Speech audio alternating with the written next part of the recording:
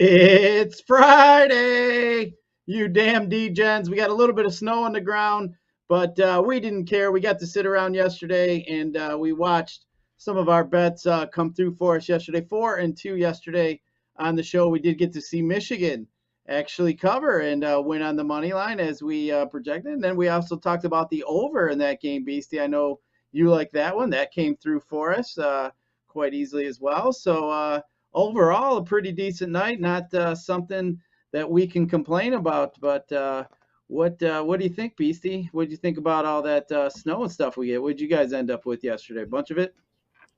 Yeah, you're looking at probably, I don't need that's what she said jokes or that's what your mom said. We got about 7 or 8 inches of snow here. And I know because I went out and I shoveled the driveway late last night. Again, probably not the most ideal conditions, but I've told you and everybody else before, I love walking around my subdivision late at night when it's snowing or when it just has stopped snowing. It's eerily quiet and it's invigorating. Go out there, there's nobody around. You feel like it's, the end of days here and you're walking around, you can be in your own mind. And that was it. But we got a solid amount, 7.5 to 8.5 inches. I'm always trying to be open and transparent with folks. I did not do very well last night with my hockey DFS. I skunked it. However, thankfully, NBA DFS after hours was able to kind of bring me even up here. So we're going to get back at it today with the NHL, and I'm sure you're going to get to. So I won't spoil the party here. But NBA, we don't have any for a week, or excuse me, 4 or 5 days. So it's all hockey. I guess you could just cut to me in a single shot and I could talk NHL for a half an hour, but our ratings would probably plummet. No, everybody likes some beastie hockey talk. I kind of listened to you a little bit yesterday, mixed in a few guys. I didn't play like complete lines, and I barely got over the cash line. I played in a little tournament, but couldn't complain yesterday. My basketball bets came through. So it was overall a good night. And hey, BC, the Red Wings came through too. They ended up winning in a shootout over the Rangers, which they were a plus 190. So, I mean, you could have won 2-1 on your money on that one. So, pretty glad to see the Red Wings get a victory here coming out of their All Star break. And then, too, Beastie, this Sunday, I mean, we're kind of slowing down a little bit with sports. Obviously, the NBA, we got their All Star break coming up, but they got some fun things going on. They got the 3-point shooting contest. They got the skills competition, and of course, they have the slam dunk contest. Haven't seen any betting options on the slam dunk contest, BC, but I did see some betting options for the 3-point contest, which we'll talk a little bit here briefly. But yeah, looking kind of forward. I like sometimes to watch some of these skill competitions. When they get in there, sometimes you just get to see these guys. Like in their passing ability, or sometimes the 3-point shooting contest, because that's got to be tiring, shooting all those racks of balls. But it's always fun. Last year, all these contests, Beastie, were kind of limited because it was basically whoever was there in the All-Star game. So they didn't invite other guys, rookies like Fans. Cade Cunningham wouldn't have been in it this year if that was the case, just because of the COVID rules they had in place at the time. But yeah, we're going to look at that, break that down. And then, hey, Sunday, for all you NASCAR fans, we actually have the Daytona 500. So the NASCAR is kicking off. You can bet on that too. I mean, you can look at that. You can bet on who's going to win, who's going to come in the top 3, who's going to come in the top 10. It's almost a little bit like horse racing, Beastie. So Daytona 500, obviously one of the biggest races on the NASCAR scale, or on the NASCAR schedule. So be kind of looking forward to that. And then of course we got 4 games in the NHL for Beastie to break down for us. So make sure you guys stick around and check that out. But also, Beastie, we had a little giveaway of some Tiger cards that we had tweeted out. So at the end of the show today at 7 o'clock, we'll pick a winner. So we'll give you guys one more chance. Get over there and check out our Twitter page. It was a handful of some Tiger cards from 2021. Nothing you're going to get rich off, whatever else. But, hey, if you're a Tiger fan and want to have some of the rookies here, Mize, Skubal, even a Mickey card, there was even the Captain Dylan Larkin card in there. So get over there, check it out. Just retweet us. We'll pick a winner tonight at 7 o'clock, and we'll announce that one on there. But, Beastie, I know you collect cards, but, hey, the new Topps cards came out the other day. So the 2022. So I know Matt Manning's rookie's in there.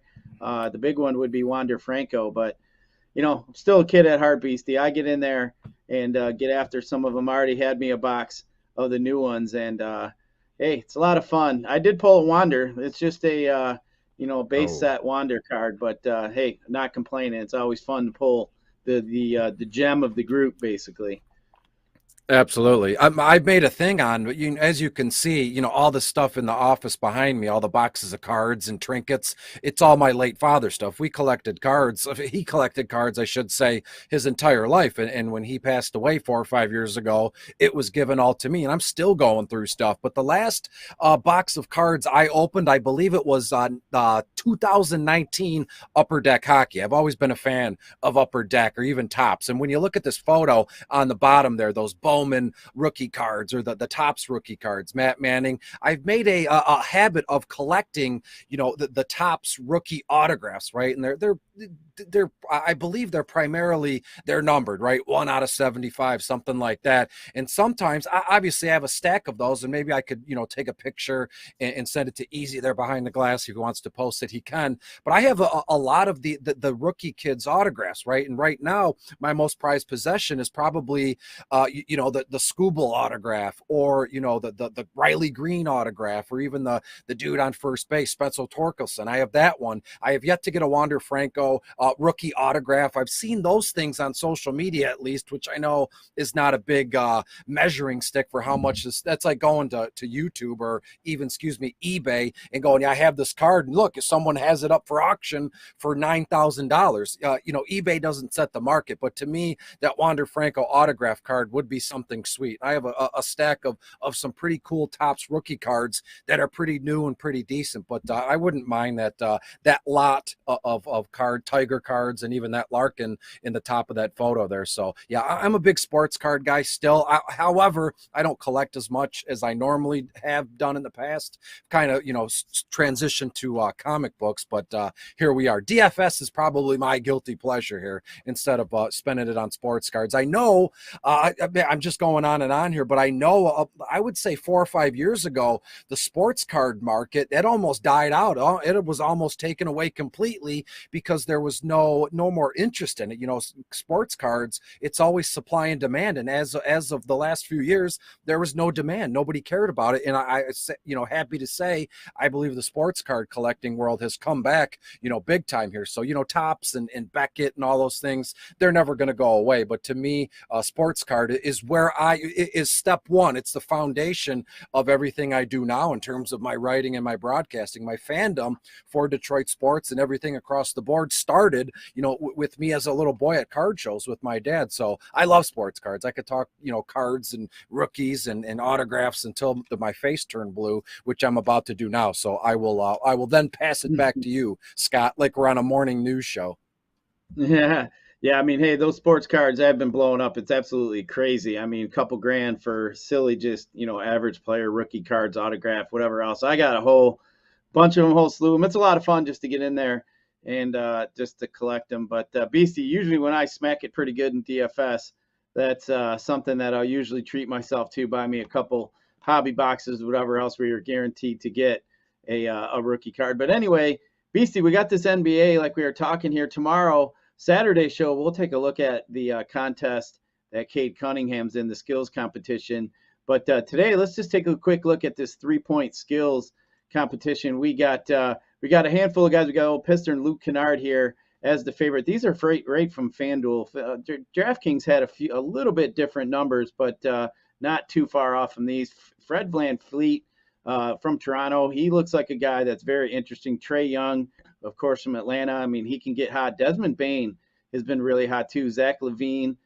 You think he'd be a guy that more or less would be in the slam dunk contest, but he's 6.5 to 1. Basically, CJ McCollum 9.5 to 1, and then Karl Anthony Towns here 12 to 1. So very interesting here. Nobody here is a former winner. I know last year, like I mentioned, Seth Curry ended up winning the contest, 3-point shooting contest. But just kind of looking here, I mean, I think Fred VanVleet is the guy that I'd be looking at, and maybe Trae Young. I think these two guys are the guys that I'd be looking at, even though I know Kennard is the favorite here. He's knocking down threes. I mean, he's like 43%. I think he's fourth in the league. I mean, he is actually, percentage-wise, one of the best shooters here. But I just have a feeling Patty Mills, I mean, this guy here, He's in his 13th season. I mean, he's 41% from deep. He's like top 15 in the league. He's just one of the best shooters.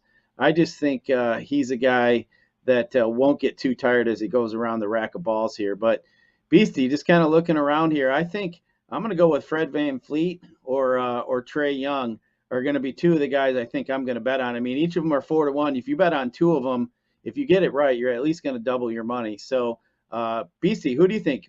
Give me two guys here that you'd pick out.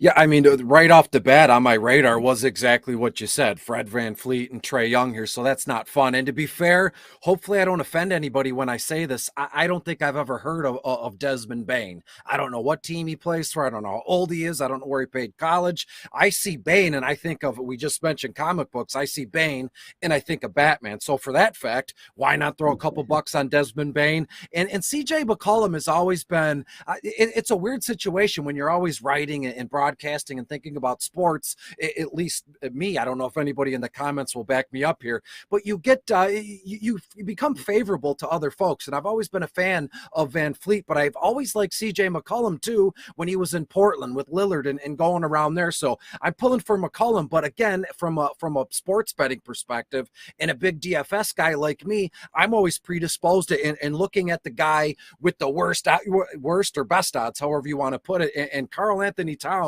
aka Cat, plus 1,200. I mean, we know what the math is. $1 you'd win 12, $2 24, and you keep going along there. So to me personally, I'm gonna leave Bane off the table. He can stay and fighting Batman here, and I'd prefer CJ McCollum and Karl Anthony Towns. Those are my two selections.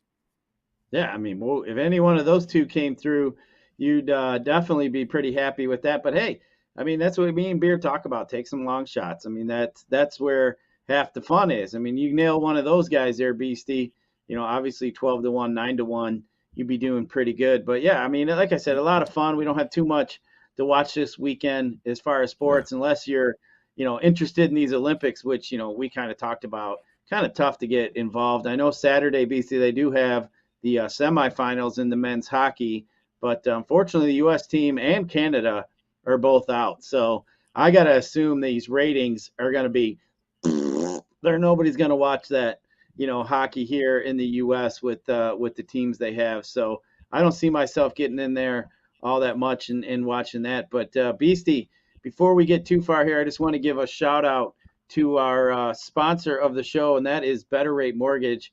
At Better Rate Mortgage, family is more than blood. If you're looking for a new mortgage, come get treated like family, actually better with Better Rate Mortgage. Visit mybetterrate.com or call 248-480-4467 today. But Beastie, I know we talked a little bit about Harbaugh yesterday, and with his contract extension, and I saw some guys, happy. And I was watching the Bottom Line yesterday, and they had Adam Schefter on, and he felt pretty confident that Harbaugh was just alienated by this whole NFL experience here recently, and said he doesn't even have any interest anymore to go in the NFL. It just doesn't seem to suit his fancy anymore, and just can see himself being a college coach. So, I mean, I don't know if he's just trying to do some damage control here or over what happened, and make us feel like trying to make us feel good here.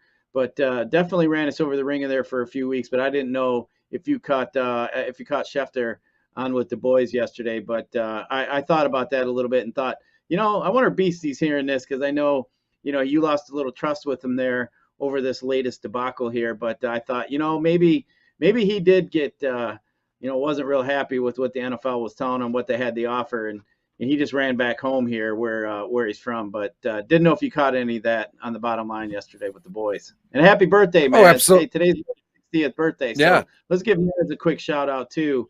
Our boy Maz, happy birthday there, buddy. We hope you have a good one today. A Detroit sports, icon. I mean, we're talking everything from start to finish. Where I really kind of sought out and became a fan of Maz was when he's with Drew and whatever it was, Drew and Mike. We know, I believe Mike passed away, but it's now Brandon and we go from there. When he's on with those guys in the basement, the Red Shovel basement, with Trudy is on, that's where Maz is the best, because they know Maz is a really good guy. Deep down, Maz is an outstanding human human being, but he gets made fun of in a joking manner because he's too kind in a way. He's like, like apple pie, like strawberries and apple pie here. But Maz, happy birthday. I saw that Easy has a picture with Maz's arm around him, said happy, 60th birthday. To get a photo of me and Maz, it's on my bucket list. Maybe I'm a weirdo, but hey, that's what happens when you kind of plugged into everything Detroit sports radio. When we get to Jim Harbaugh, he's saying he's he doesn't want to go back to the NFL because what happened a month ago, it hurt his feelings. I think it's all ego. I mean, he was embarrassed in a way. Let's be honest here. I've said this, probably this is my third or fourth time saying this, that Sunday a month or two back when he was saying goodbye and hugging guys off the record in Ann Arbor at the field house, whatever, and then he split and he took a plane, and all these people were like, oh, he's going to go there. Well, come to find out, Minnesota didn't even offer him the job, and that was still, we didn't know about that until 3 or 4 days later when they said, Harbaugh, he's back at Michigan yet. Nobody had broke the story that that he wasn't offered the job for the Vikings here. And again, unless I'm crazy, it's like it was a lie of omission here. I don't think Harbaugh or anybody around here, whether you're in Minnesota or in Ann Arbor, nobody said flat out, oh, Harbaugh wasn't offered the job. It was like he kind of went back to Ann Arbor, tail between his legs, because he must have had these grandiose plans. To me,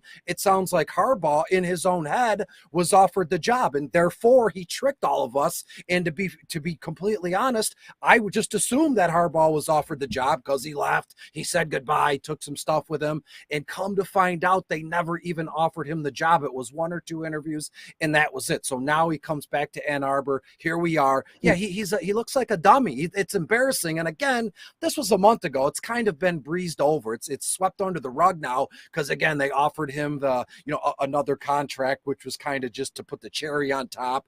To, as you said yesterday, it's a good look for the recruits. And if he's going to go into these homes of these kids with the parents and the grandparents and say, hey, yeah, I'm going to be here, because again, when you look at the top 10 recruiting class this season, I don't even think Michigan is for sure, unless I'm crazy. They're not even in the top 10. They might not even be in the top 12. So already it's kind of the ripple effect is starting to turn into some big waves here. And we get to this coming season, and they're going to have their work cut out for them after losing all the stud senior talent and Hutchinson and Ojabo and all this stuff here. So to me, it was all just an ego thing. They didn't want him. It hurt his feelings, because I'd imagine if he just walked in behind me, handed me the phone, and goes, yeah, Chris, you want to look through my text messages?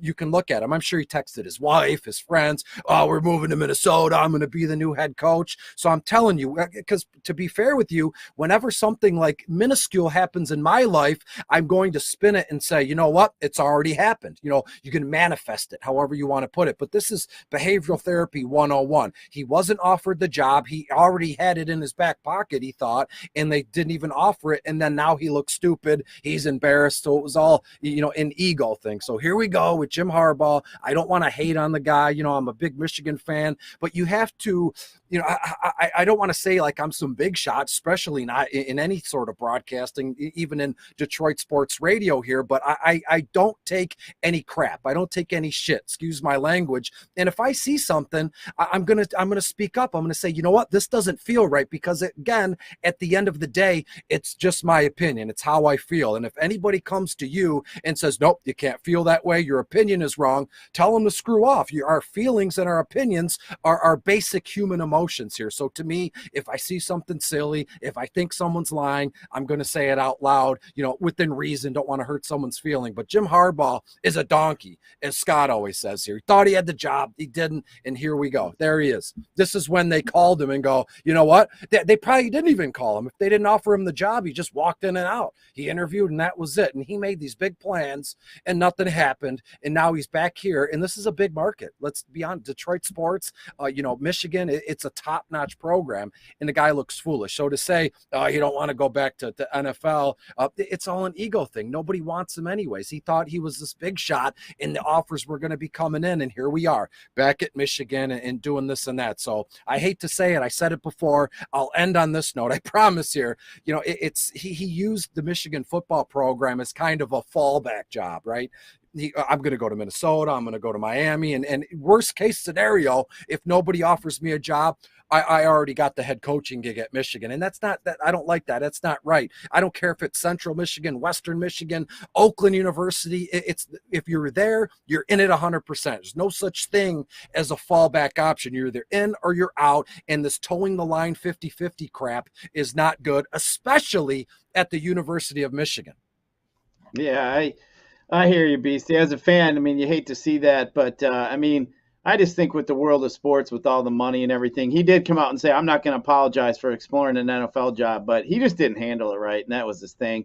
But you did mention recruiting. I did just take a peek real quick. Michigan is number 9 as far as ranking on Rivals, as far as their class goes, but I did have to chuckle, Beastie. I looked. The top 3 classes, A&M, Alabama, Texas A&M, Alabama, and Georgia, have 14 5-star players between the 3 of them.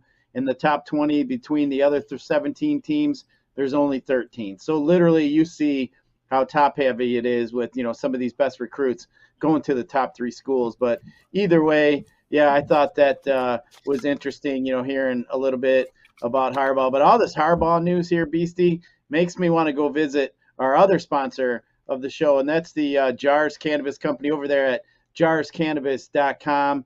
Really nice place. If you guys, I've been in there a couple times here. Great selection of product for any of the lifestyle need. And hey, on February 26th, on Saturday, they have a event. It's called the Jars Rail Jam.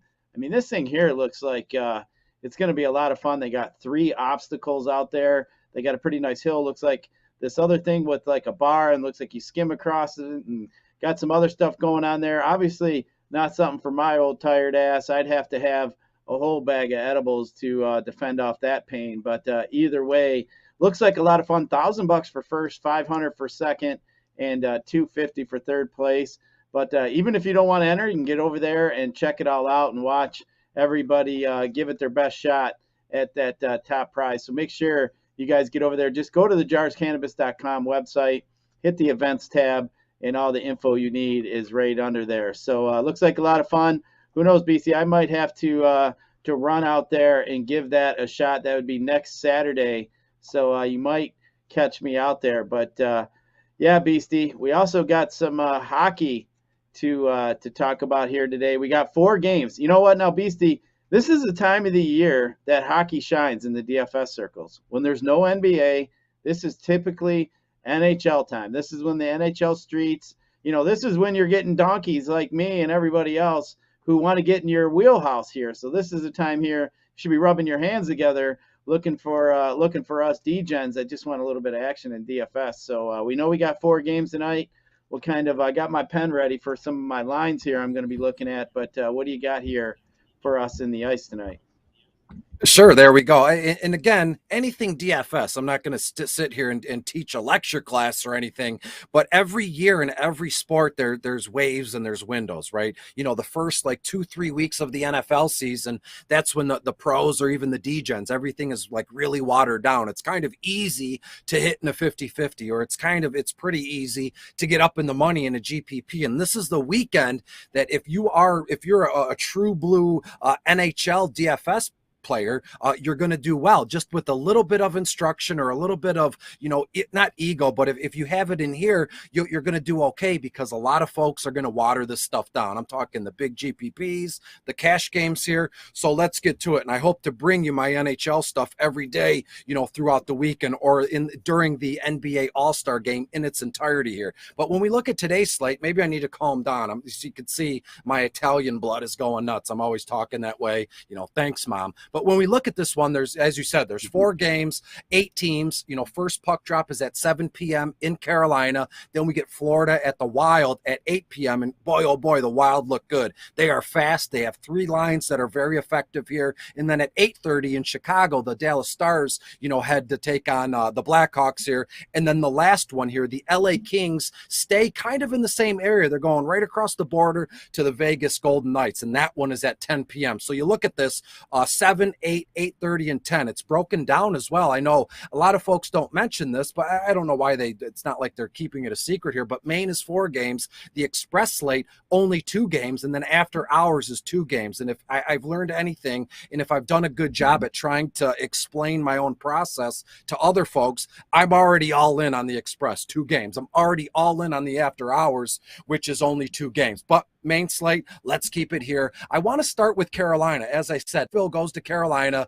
to take on the Hurricanes here. As it stands now, Carolina is the favorite, projected to win 64, 65% here. They're also projected to score about 3 goals, 3.5 goals here, in comparisons to Nashville's only 2, 2.5 here. Now, I know, what are you thinking? Well, there's no half goals in NHL. This is Woodward bets. We're talking betting lines, and a half a goal is either make it or break it. There are no pushes when it comes to hockey here. So when we look at Carolina, I'd love to stack them up every which way. And I know what you're saying. You're probably thinking right now, how am I going to trust this dummy to tell me to stack it every which way when he told me St. Louis last night? In St. Louis, they only scored, I believe, 3 goals. They lost. They only scored 2 goals. But hey, that was yesterday. This is today. Give me Carolina, their first line, their second line. Let's talk about their first line briefly. Sebastian Aho, stud, one of the higher, projected centers in terms of price-wise, on the slate. First line, first power play unit, and then Tuo Teravainen, first line, first power play unit, and then Martin Nikas here, first line,